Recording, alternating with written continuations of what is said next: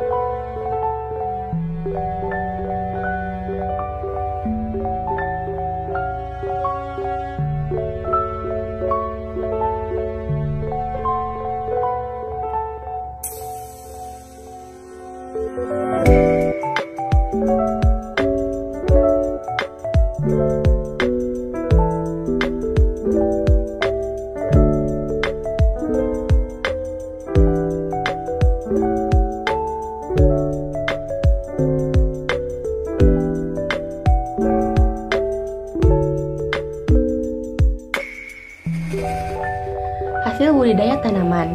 Hasil dari pengamatan sawi selama 40 hari adalah tanaman sawi tumbuh hingga 20 cm dan ada 7 daun. Pertumbuhan sawi per 2 minggu dan per minggu menurut pengamatan adalah 20 cm dibagi 5 sama dengan 4 cm per 2 minggu dan 20 cm dibagi 10 sama dengan 2 cm per minggu. Pertumbuhan dan perkembangan.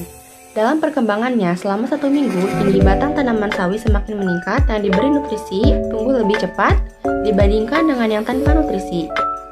Sedangkan untuk pertumbuhan daunnya juga bertambah, namun baru terlihat pesat saat di hari ke-5 sampai ke-7.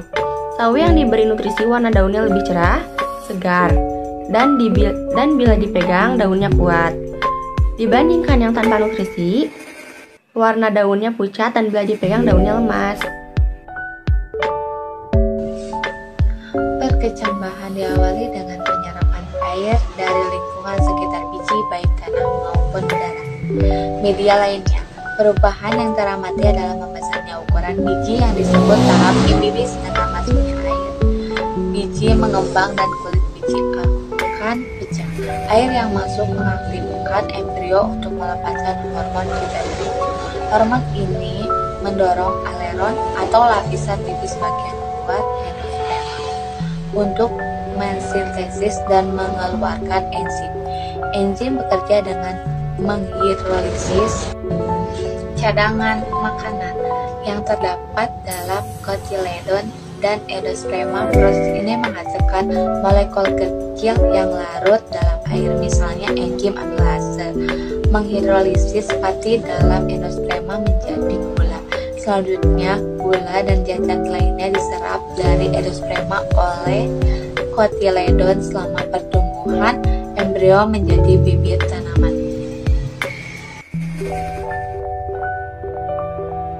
Pertumbuhan primer dan sekunder.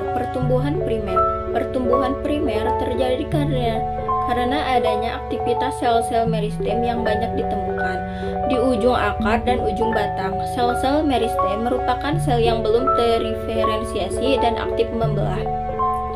Ujung batang memiliki 3 bagian utama, yaitu meristem apikal, meristem aksiler, dan primordia, bakal daun.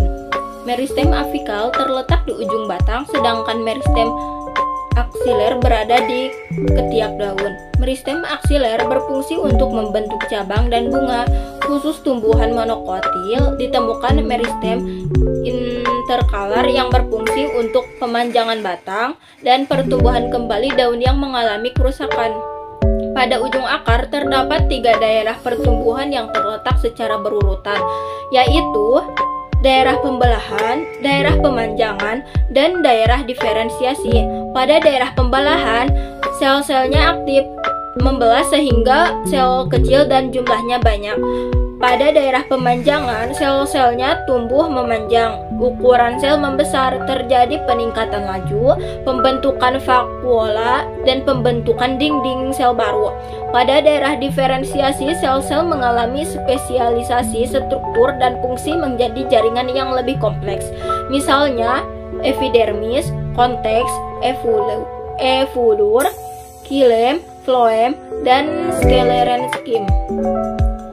Pertumbuhan sekunder. Aktivitas dari kambium pembuluh, kambium vaskular, meristem lateral menjadi penyebab dari terjadinya pertumbuhan sekunder ini. Kambium terletak di antara xilem dan fluem pada batang. Jaringan kambium tersusun dari lapisan sel yang tipis dan sel-selnya sangat aktif membelah. Pembelahan ke arah dalam membentuk xilem sekunder, sedangkan pembelahan ke arah luar membentuk fluem sekunder. Xilem sekunder dan fluem sekunder inilah penyebab mengapa sebuah diameter batang tumbuhan bertambah besar. Pertumbuhan sekunder ini membentuk lingkaran tahun. Lingkaran tahun merupakan lapisan-lapisan xilem yang membesar dan mengeras. Selain itu, terdapat aktivitas pembelahan kambium gabus, menghasilkan jaringan gabus yang berfungsi untuk pelindung. Pembelahan kambium gabus ke arah luar membentuk filem, sedangkan ke arah dalam membentuk veloderm. Jaringan gabus akan menggantikan jaringan epidermis.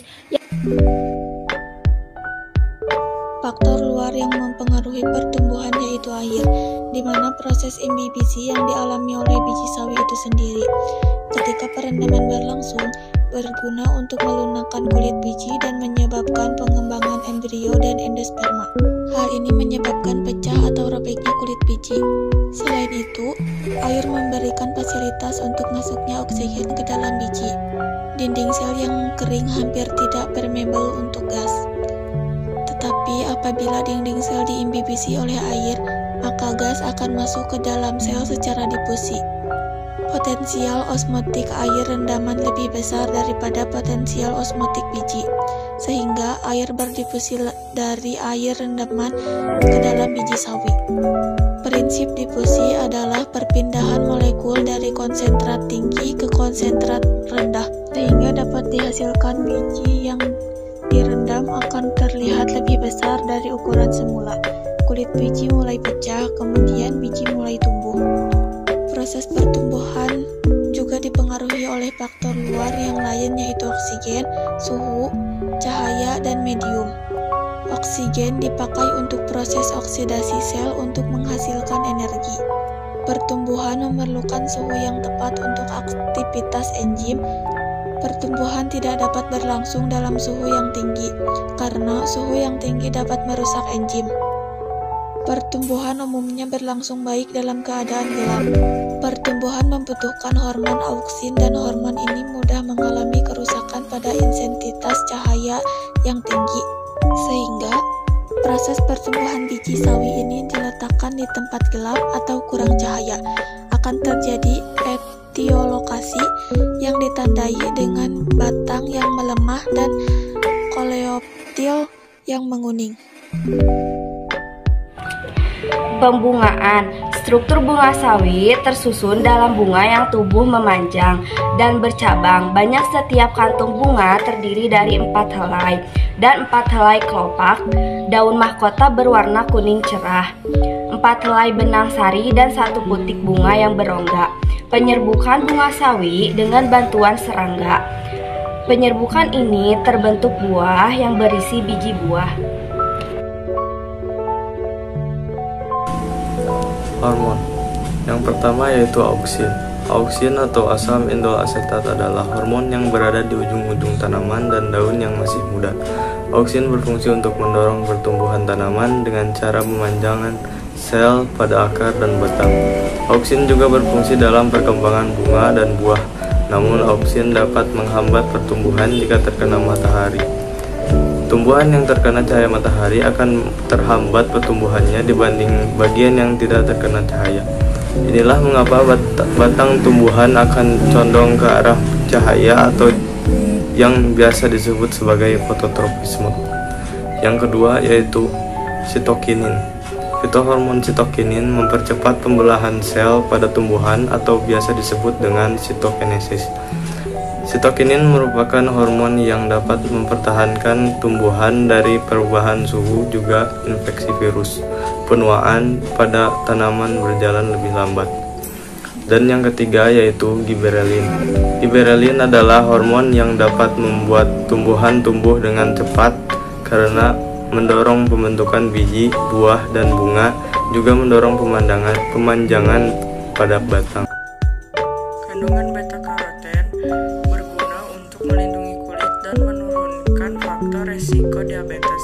Sayuran sawi hijau ini juga memiliki sumber vitamin B yang terdiri atas tiamin, B1, niacin B3, dan piridoksin B6. Satu porsi sawi mengandung vitamin K, vitamin C, vitamin A, kalsium, kalium, dan nutrisi. Sawi mentah mengandung 33 kalori, 33 gram, protein 3 gram, lemak 0 gram, karbohidrat 6 gram, serat 4 gram, gula 0 gram. Sawi juga mengandung lutein dan zeaxanthin. Penelitian menunjukkan kedua nutrisi ini penting untuk menjaga kesehatan mata dan mencegah gangguan penglihatan karena usia. Lutein bermanfaat untuk jaringan otak dalam mendukung kinerja fungsi kognitif yang lebih baik. Sawi adalah sekelompok tumbuhan dari mangsa Brassica yang dimanfaatkan daun atau bunganya sebagai bahan pangan sayuran, baik segar maupun diolah. Sawi mencakup beberapa spesies Brassica yang terkadang mirip satu sama lain. Di Indonesia dikenal 3 jenis sawi, yaitu sawi putih atau sawi jabung, sawi hijau, dan sawi huma. Sawi putih Brassica juncea, L. rugosa, Rox, dan Frein memiliki batang pendek, tegap, dan daun lebar, berwarna hijau tua, tangkai daun panjang dan bersayap melengkung ke bawah.